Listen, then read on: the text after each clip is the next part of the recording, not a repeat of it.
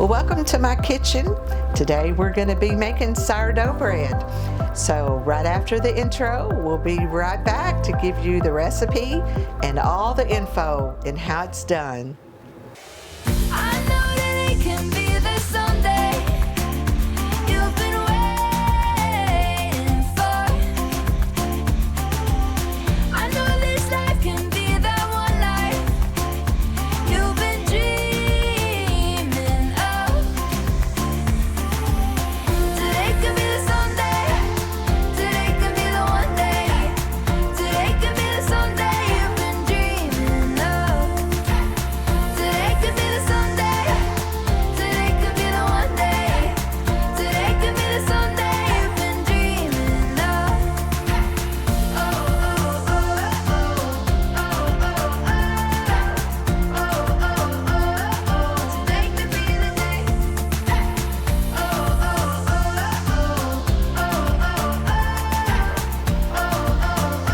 oh, today could be the day. You do have to begin the process with a good sourdough starter, and I know there are recipes out there to make your own starter. I've never done that. I've always gotten a starter from a friend. So if you know someone that makes sourdough bread, ask them for a cup of their starter.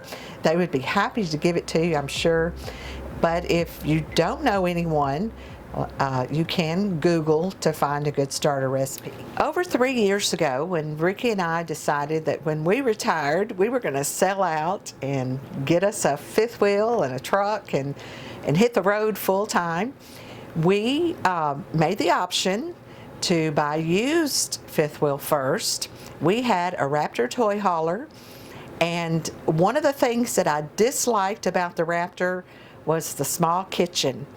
So after we traveled in that for a year, we saw that the full-time life was something that we were going to do for a long period of time.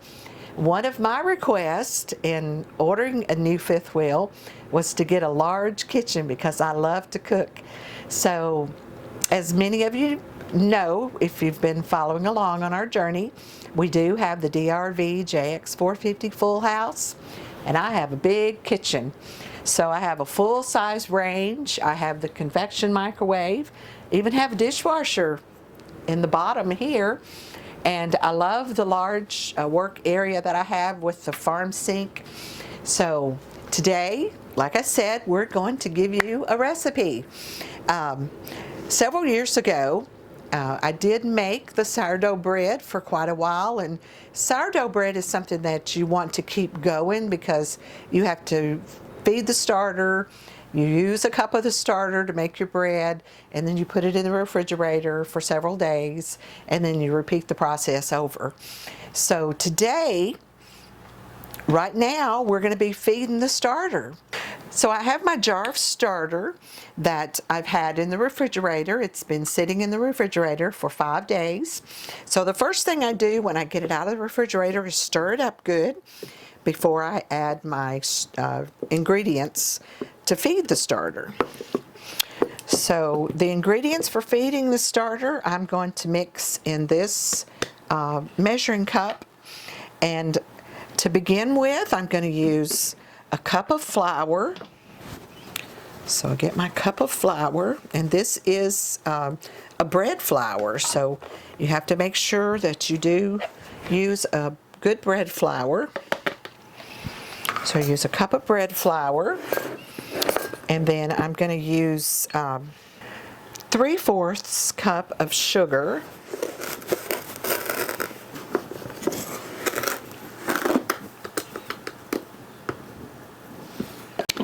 And I use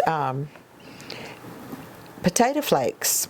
So I buy the instant mashed potato flakes, and you can use any brand. So I have 3 tablespoons measured out. So I'll put those in. I'll use a cup of tap water, and I usually just get it warm out of the tap. So I use a cup of that. But first, I'm going to mix up my sugar and my flour and the potato flakes while they're dry.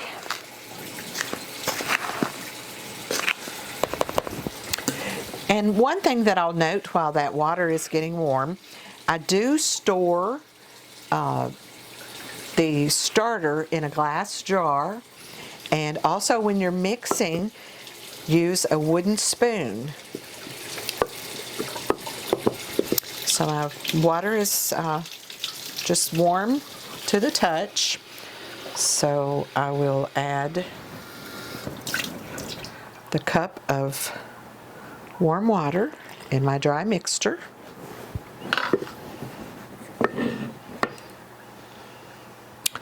And then I'll stir this up.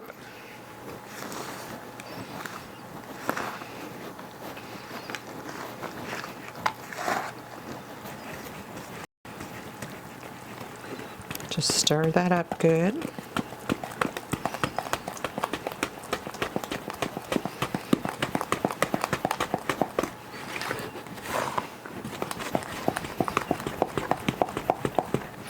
And then pour it in with my starter that's straight from the fridge.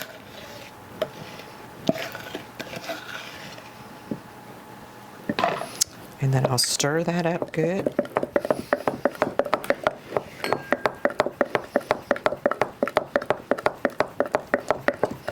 So this is the first step, feeding the starter. And we're going to cover this with the lid to the jar. And we're going to let it set out on the counter for 12 hours.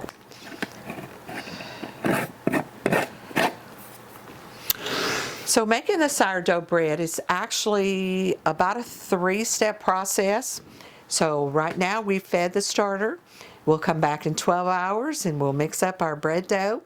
And then 12 hours after that, we'll separate it out into the pans to rise, and then we'll bake it. So actually 4-step process. So we'll see you in 12 hours. Our starter has been setting out for 12 hours.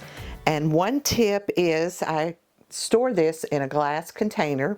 This is about a 2-quart glass jug.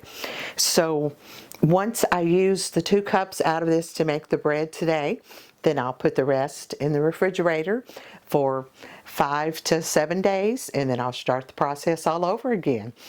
But first I wanted to let you know that once I use 2 cups out of this, this is going to get me down to about half.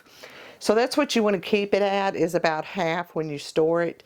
If you have over half in your jar, just throw some away or give some away. I did have someone, I saw on Facebook, someone posted that they were asking for some sourdough starter, so I told her to private message me. And it turned out the girl attends the church where we attend, so Sunday I'll be taking her a cup of starter so she can begin her bread making process. So right now I have 6 cups of bread flour that I have in my wooden bowl. I like to use a wooden bowl and also a wooden spoon. So I'll mix my dry ingredients first. So I have my 6 cups of bread flour. I'm going to put 1 cup of sugar. And I'm going to go ahead and turn this water on so it'll get hot to the tap for me. I'm going to put 1 teaspoon of salt. And then I'm just going to stir my dry ingredients. I'll just stir them up there, get them all mixed up. And it is okay to use a KitchenAid mixer if you have the dough hook. I do not have my KitchenAid mixer. I actually gave it to my daughter-in-law since it's rather heavy. Adds quite a few pounds to the RV. I chose to not haul that around with us. So it is okay to use the KitchenAid, or you can do this by hand like I do. So I just kind of make a well there in the dry ingredients. And first I'm going to add my 2 cups of my starter.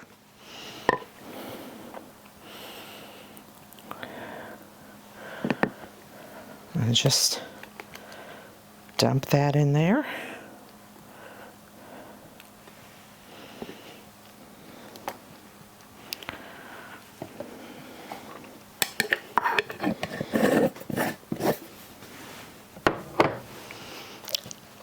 So I have the 2 cups of starter.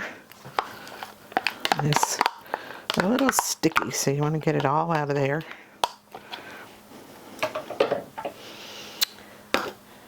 And next I'm going to add a 1/2 cup of oil, and I use canola oil. Any brand will work. So put 1/2 cup of oil.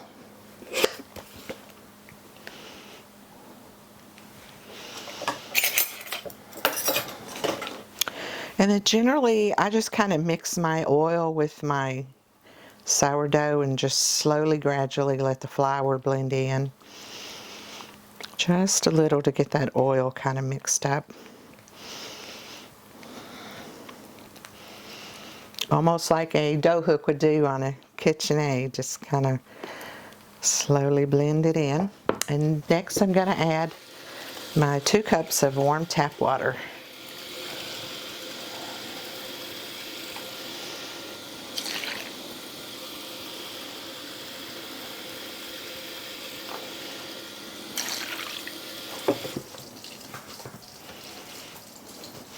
And then again, I'm just going to kind of slowly get all this blended in. It's kind of like a dough hook would go around and grab the sides of it.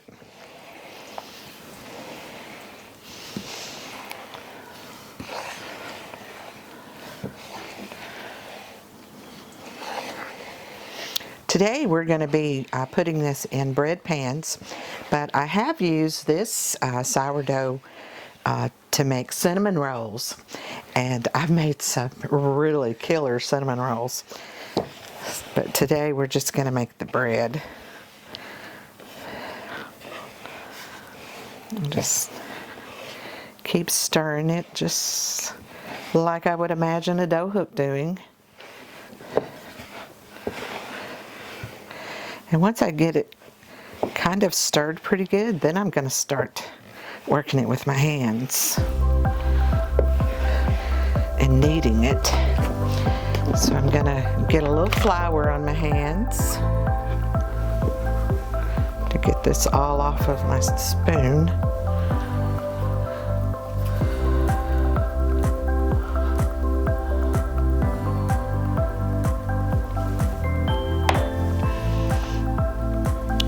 More flour. Just get flour on both hands. And now I'm just gonna get down in there and start kneading it. I've got a little flour still on the bottom of the bowl, so it just kind of works in with the dough as I'm kneading it. And you don't have to knead this a whole lot. Doesn't take much to get it all mixed up. And I like to scrape the sides of the bowl, get all that flour off there, and then just keep kneading it.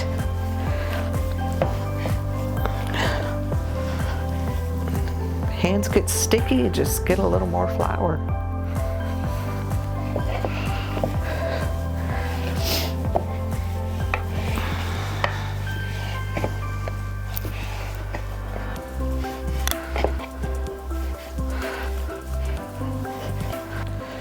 So we have this kneaded in the bowl, and this is going to need to rise for about 12 hours. So what I do is just pour a little oil in the bowl, and then just turn the dough and let it get oily on all sides.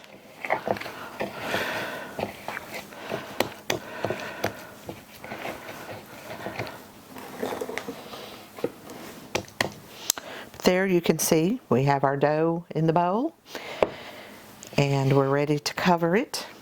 And I use a thin cloth to cover, thin cotton cloth, and you need to wet the cloth.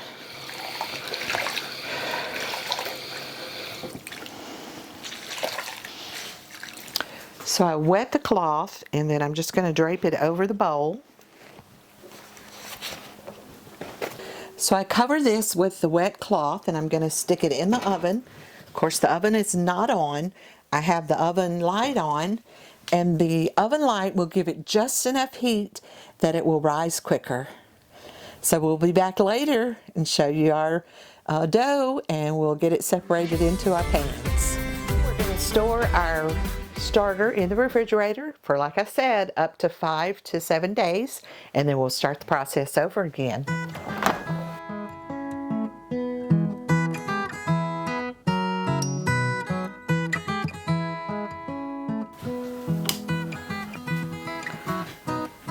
Well, our dough is ready. It has risen up and it's level with the top of the bowl. So we're now ready to make our bread. And as I told you earlier, I have made cinnamon rolls with my dough, and I've also made some really good rolls. So it's just whatever you want to do. So I usually just kind of switch it up from time to time.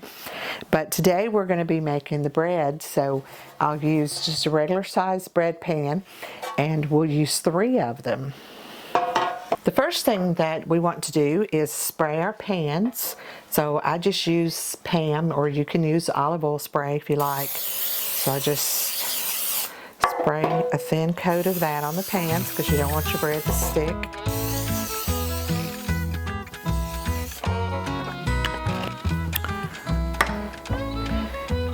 And I have a real thin cutting board.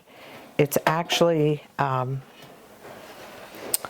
a white cutting board that I have laying on my counter, so that's what I'm going to be working my bread dough on. So the first thing that I'm going to do is cover this with a little bit of flour so it doesn't stick. So I just spread a little flour out on the sheet. I want to get a little flour on both hands, and then I'm going to get my dough out of the bowl. So we're just going to take it out of the bowl, and we want to knead this again.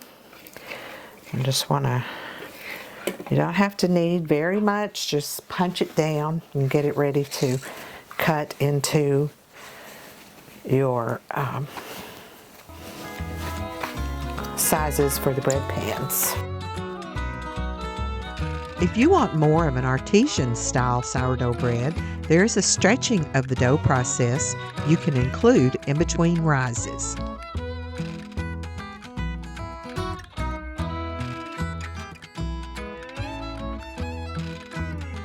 And then I'm gonna divide it into 3 pieces. So I find it easier just to cut it. So just give a cut there. And maybe a cut here. You can pinch it off, but it's just as easy to use a knife and cut it. So I'll lay those aside. I'm going to work on my first one. So just knead it again. And as I'm kneading it, I'm also kind of shaping it into the size of the angle of the pan.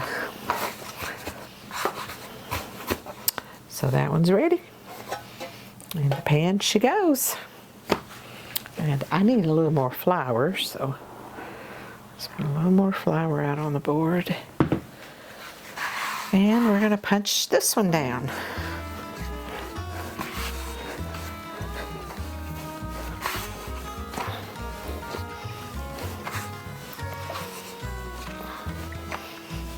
And like I said, just a little punch and kind of shaping it into that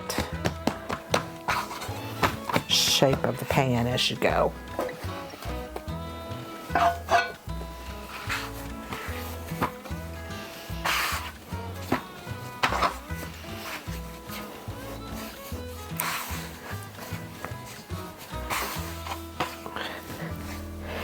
And I don't always get them even, but you might have one loaf bigger than the other, but that's okay. So our bread is in the pans. But we're going to put it back in the oven and just turn the oven light on so it gives it just a little bit of heat from the oven light, then it will rise a little faster for us.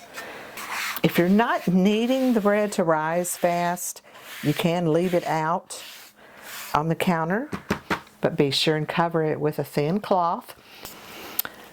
Like I said, I have this cloth that's actually made to cover bread and such with. It is called flour sack towel. So this is my flour sack towel that my granddaughter got me for my birthday one year, and it's a Tennessee towel. So that's a special towel, so use that over my bread. So I'm going to wet it again, just slightly, just get it damp, and put it over the bread when I put the bread in the oven. Put our bread back in the oven, flip the light on.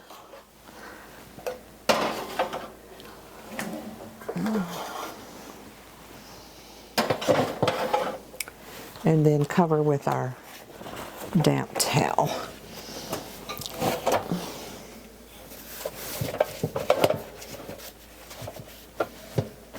So that's going to rise for about 12 hours, and then we'll take it out and bake it. We're going to bake it in the oven at 350 degrees until the top is just a really golden brown. So when our 12 hours is up, we'll check and see if our bread's ready to bake. Well, our bread has now risen, so it's just a little above the pan, so we're going to go ahead and bake it. We have the oven preheating at 350 degrees.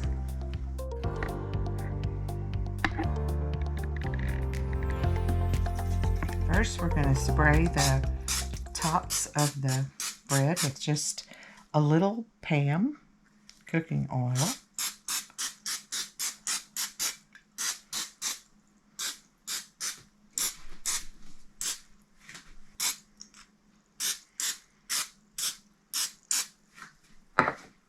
And now we're going to put it in the oven to bake.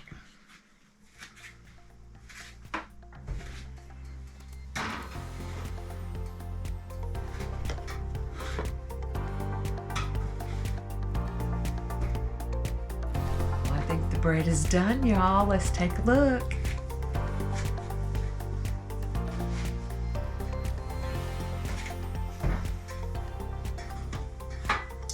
Oh, yummy, yummy.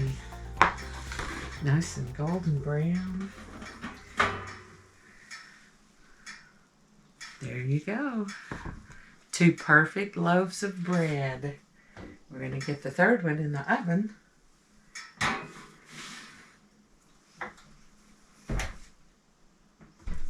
And we'll let that cool for just a few minutes, but I want to give you a closer look.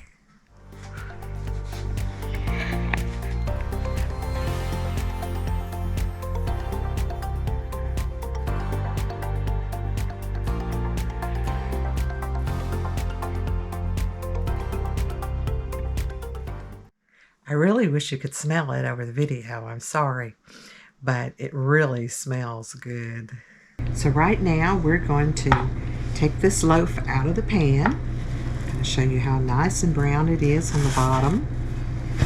And we're going to cut a piece.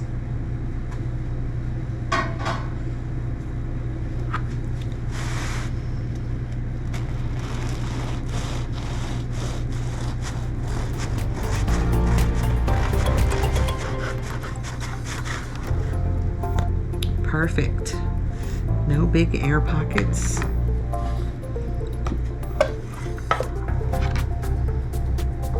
We're going to add some butter.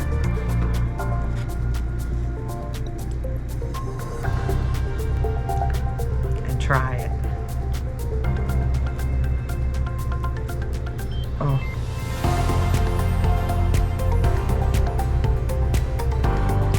This is delicious. Even if I did make it myself. Very good. This would be good with some jelly. Oh, this is so good. Well, I want to thank you all for coming along and coming into my kitchen with me and watching me make my bread. And like I said, you do have to have the starter for this. So if you can't make one yourself, and I know there's some recipes out there on Google. I've never tried to make the starter myself. I've always got a starter from a friend. So, but if you do want to make the bread and you know that I'm going to be in the area, let me know. I'll be happy to share a cup with you. And I want to thank all of you for following us along on our journey as Rickey and I are soaring together and living life in different places. Thanks for watching. And for me, a hot loaf of bread or a pan of hot sourdough rolls is always something good to take to a potluck meal.